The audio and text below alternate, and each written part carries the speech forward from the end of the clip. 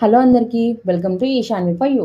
నేను ఇప్పుడు థైరాయిడ్ గురించి చెప్పబోతున్నాను. మీకు కనుక ఈ వీడియో నచ్చినట్టయితే please like, share and subscribe చేసుకోండి. థైరాయిడ్ అనేది 2 types: hypothyroid, hyper thyroid. Hyper thyroidism, increasing thyroid hormones. So thyroid hormones ఉన్న వాటి కంటే ఎక్కువగా అయిపోతే దీన్ని హైపర్ థైరాయిడిజం అని అంటారు. సో తక్కువగా అయిపోతే హైపో, ఎక్కువగా అయితే హైపర్. ఓకేనా? వెయిట్ లాస్, దీంట్లో ఆటోమేటిక్గా మనం వెయిట్ లాస్ అయిపోతూ ఉంటాం. మనం ఎలాంటి డైట్, ఎక్సర్సైజెస్ ఏం చేయకపోయినా సరే ఆటోమేటిక్గా మనం వెయిట్ లాస్ అయిపోతాం. ఇంక్రీజింగ్ హార్ట్ రేట్, నార్మల్గా కూర్చున్నా సరే మనకు హార్ట్ రేట్ అనేది స్పీడ్గా కొట్టేసుకుంటుంది అనమాట. మనం ఏ పని చేయకపోయినా ఎలాంటి సిచ్యువేషన్లో సరే హార్ట్ రేట్ ఆటోమేటిక్గా పెరిగిపోతుంది.